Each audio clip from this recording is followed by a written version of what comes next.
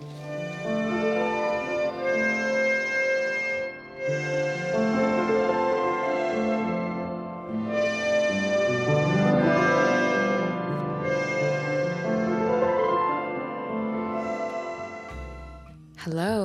happy May. It's been a while since we last spoke. I've thought about a million ways to start this video, but all I can say is I am currently going through a breakup, or more like healing from a breakup. As you may all know, breakups are incredibly hard. It took place a few weeks ago, and to be honest with you, even though I'm looking somewhat presentable right now, the past few weeks has been rough. It still feels a little intimidating to talk about this on camera right now or like make this video because it feels so vulnerable and so raw.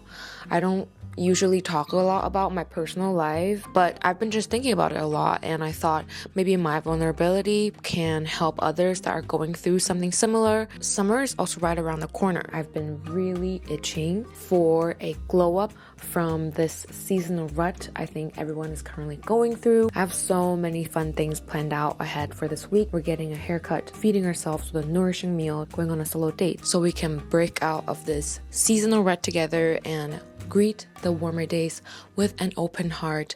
Hi, today we're getting a haircut and a new hair color. I am so excited for this because honestly, my roots are so outgrown and the haircut is long overdue. If you see how dead my ends are. These are the references I'm showing my hairstylist.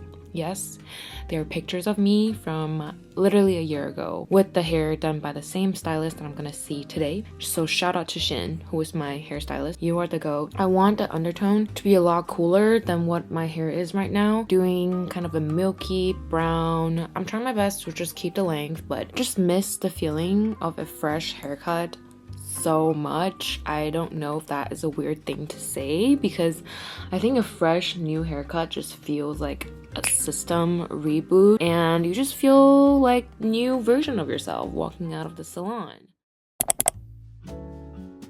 Taking care of yourself could look like a million different things, you know? It could be just you drinking enough water, or it's you working up the courage to face scary emotions you've been avoiding for months. No matter what that looks like to you, start by asking yourself, is there anything I could do for me to make all of this easier to navigate through? And if you don't have an answer yet, that's fine. Our bodies are already doing their best they can, so there's no need to beat ourselves up. For me, taking supplements really has been making me feel like I'm taking care of myself. I honestly have been really enjoying it. Trust your body and it will tell you what you need.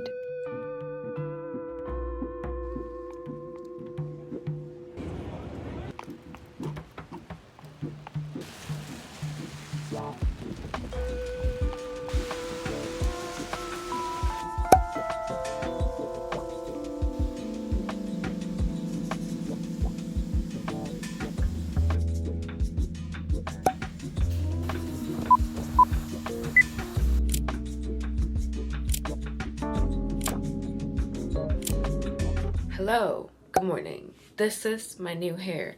I'm loving the darker brown and some of the highlight. I also trimmed off a lot of the dead ends, so I'm feeling fresh. But right now we're running really late because I have to go get my nails done.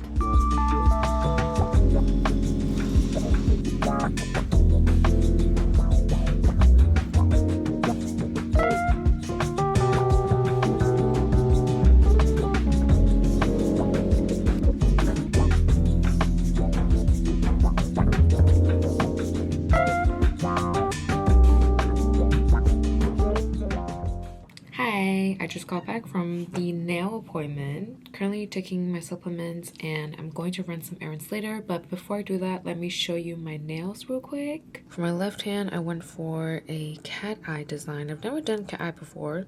I really like it. And for my right hand, I went for a pink chrome star design. I always like to go for 2 different designs on each hand because I'm really indecisive, so you get the best of both worlds and you don't have to make decisions. It also matches my outfit. I'm feeling very pink.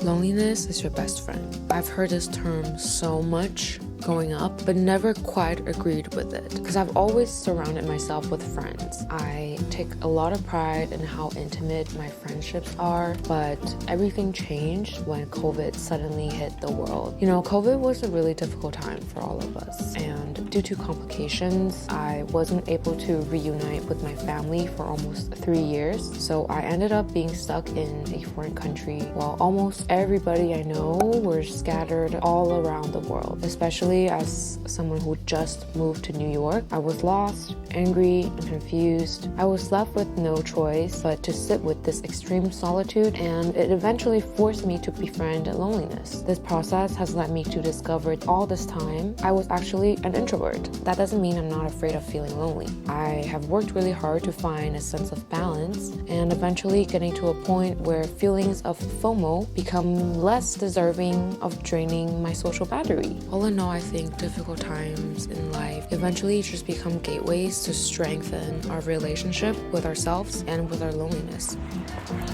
I forgot to get an onion, so I went to the deli, but I didn't have 50 cents and change, and a construction worker that was paid for me. That was really sweet.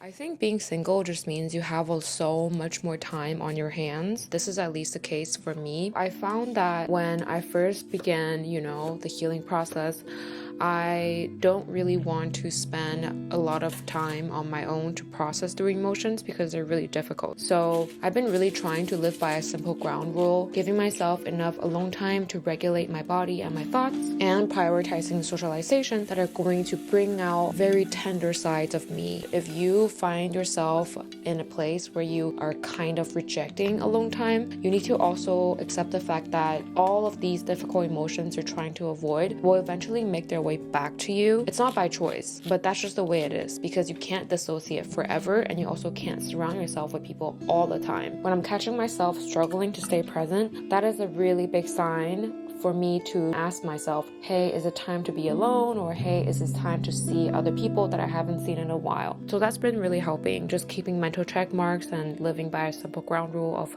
balance.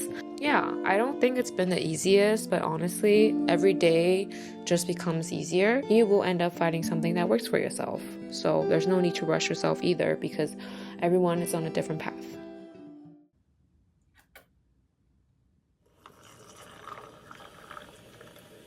This is the final outfit. I put on some rings and some jewelry. I actually went for these black frames because they really match my dress. I wanted to use a different bag, but I have to bring my laptop, so we have to compromise. We're actually first gonna go pick up some flowers. I'm still debating if I should go to Prospect Park, which is closer to the flower shop, or go to Williamsburg because I want to sit by the river. I don't know.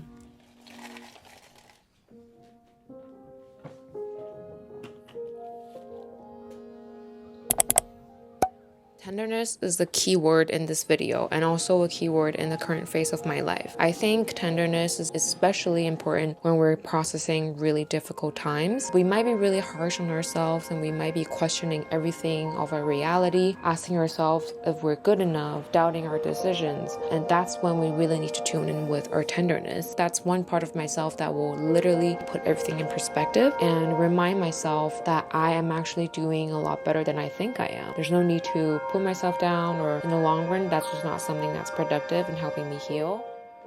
Reconnect with those that care about you and that you care about. You build strong bonds for that reason. Your friendship, your mentorship, or even with your therapist. Strong bonds come in when you're at a time of crisis. Those are the people who will help you get a sense of reality when you're being really harsh on yourself. That is really important. And that's why I think friendships are so important to me, especially female friendships. I love my friends to death. They're going to remind myself of things that I've forgotten that I've known the whole time. They're the people who are there to encourage you to have fun when you feel like you shouldn't. Sometimes there's a lot more in life, but when you're really in a slump, you just forget. So your friends could really be also a reminder. Camera switch. I just biked home from Prospect Park to drop off my stuff, and now I'm heading to Williamsburg to get a quick drink with some friends.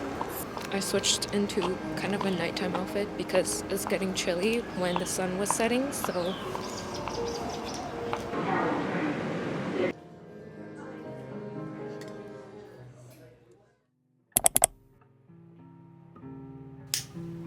Toxic emotions are scary and daunting, especially in the first few weeks of a breakup, and I ended up resorting to doom scrolling, which caused pretty bad insomnia. It messed up my sleep pattern and subsequently my health, so I knew I needed a designated night routine to relax my mind and my body, especially for emotions to flow through me and my brain and better prepare myself for relaxation. So today we're going to do a self-care night as an attempt to revamp my night routine.